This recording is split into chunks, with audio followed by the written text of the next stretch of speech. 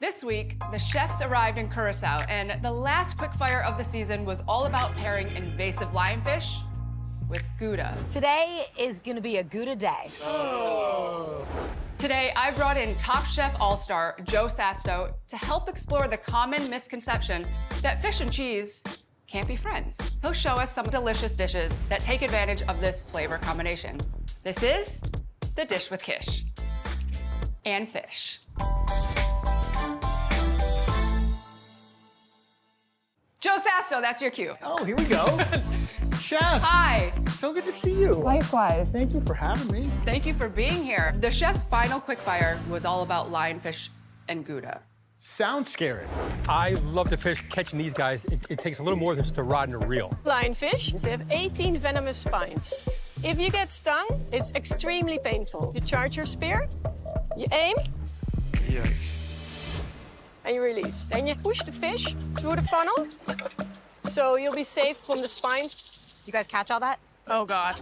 Absolutely terrifying. One lionfish is poisonous if it's not handled correctly. And then Gouda and lionfish isn't really the cheese and fish combo that I would naturally it's not the gravitate first towards. thing you're going to gravitate towards. But cheese and fish can go together. I think it's a huge misconception. We eat fish and cheese every day. People don't even think about is a bagel, cream cheese, and lox. I mean, that happens all over the US every single day, and people don't bat an eye at it. Yeah. But I want to challenge you today with making not one, not two, Okay. but Where's it gonna several start? Several. bites that incorporate seafood and cheese. I love that. What are you thinking? Definitely we're gonna make some pasta. We'll do lobster burrata raviolo. One big, large ravioli is plural, so raviolo, singular. We'll do a classic tuna melt. Switch it up though.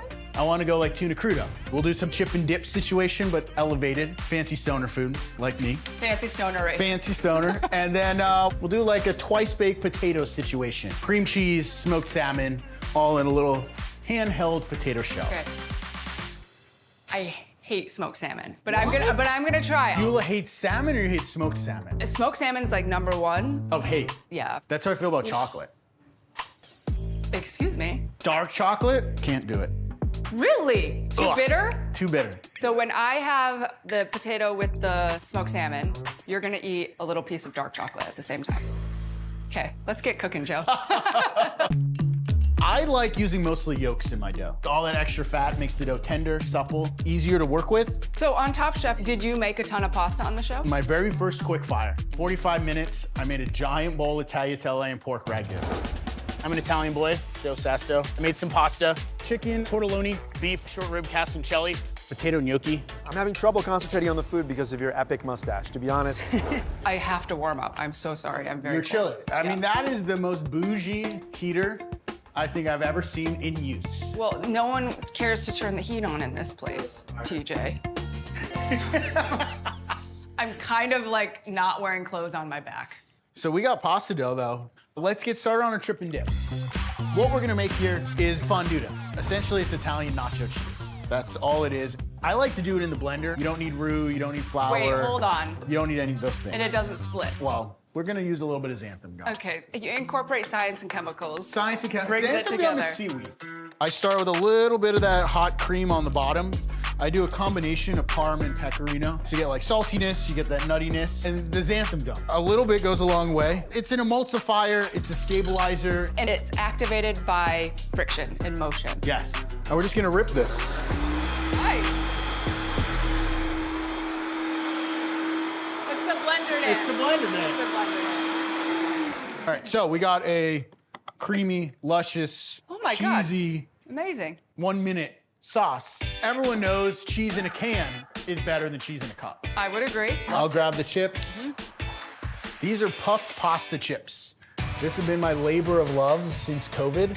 It's crispy, it's light, it's airy. It's kind of like everything you want in a little dip situation, and have these beautiful little cups that are perfect for scooping things up or snacking on their own. All right, I'll let you do the honors.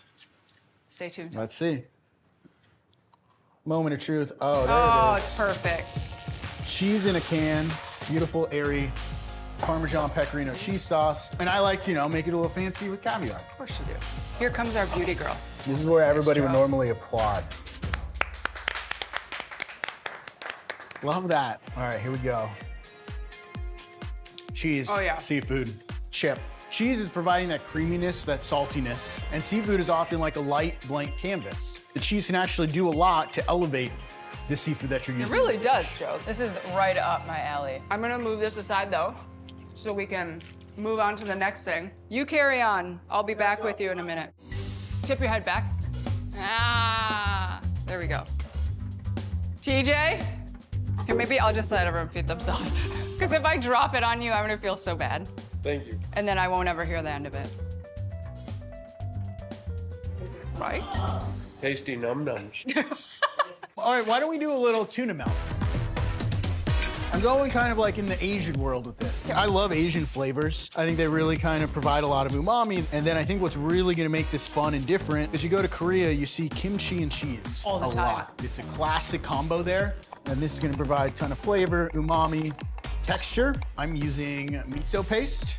It acts as like a great emulsifier, but also like a bit of nuttiness. So I'm gonna get my dressing mixed together before I put my tuna in it, just so it's nice and incorporated. Wow, nice tuna, huh? So I'm gonna go pretty small dice on this, just so that way you can get a lot of tuna in every bite. So we got this beautiful crudo.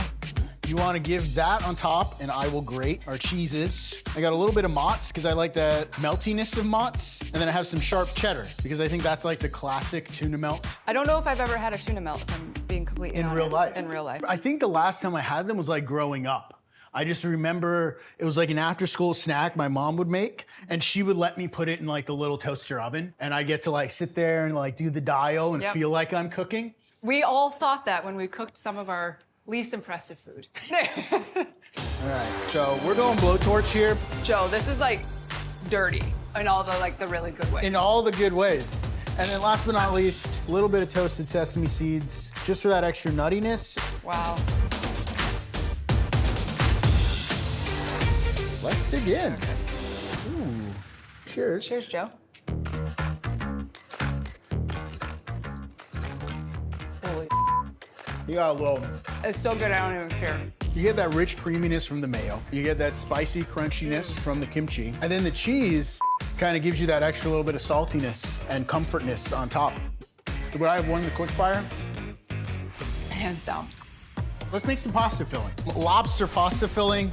We're going 80% cooked lobster, meaning like I want the last 20% of it to cook in the boiling water. So we got garlic, lemon zest, burrata, and our partially cooked lobster here.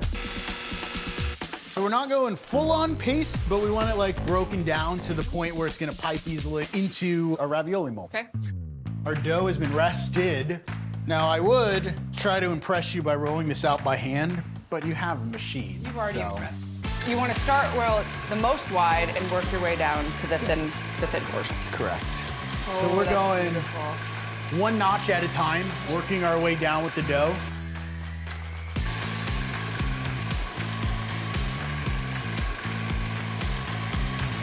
So we got this beautiful little ravioli mold.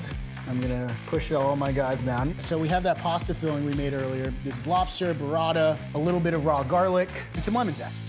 Great. So this is not LSD. This is water.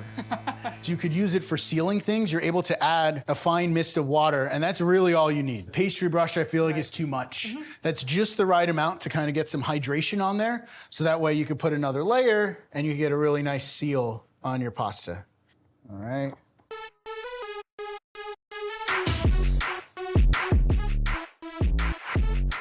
Right down the middle, so we just have two really nice big raviolo. Amazing. In the water. All right, you get a little bit of butter. Cute. I get a little bit of butter. So this is gonna be our little sauce that we're glazing the pasta in. Oh. Just making us pasta. Just the two of us in the kitchen. Mine is nice and glazed and coated. I'm gonna go right to the plate. Tiny bit of pecorino. I'm gonna give this one a culinary. And this will be our little taster. All right. Chef. Oh, yum. So we have our lobster burrata raviolo. That's good. You get the creaminess from the burrata, that nice pop of lemon, a little bit of spice from the garlic. It's one of those like simple things with just a few ingredients. You let those ingredients work well together and they'll shine. Very good. And can you believe it? You still have one more thing to cook. Hey, one last little bite for the road. Okay. All right, let's And cook. we saved it. Your smoked salmon for last. Dark chocolate's on standby. It's ready to go for you.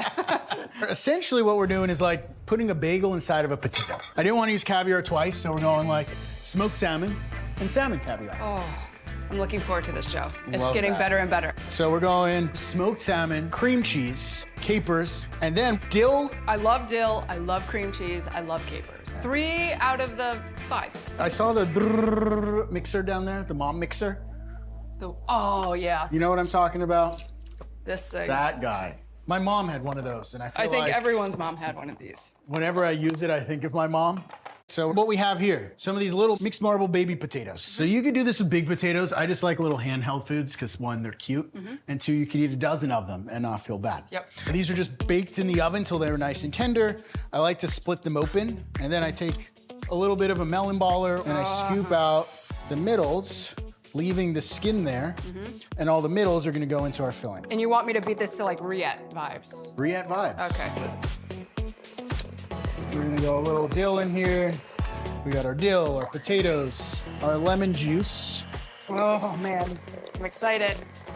I'm excited. Now you can go fancy piping bag, or we'll just go, so cured salmon fish eggs. So here's the last thing I like to do.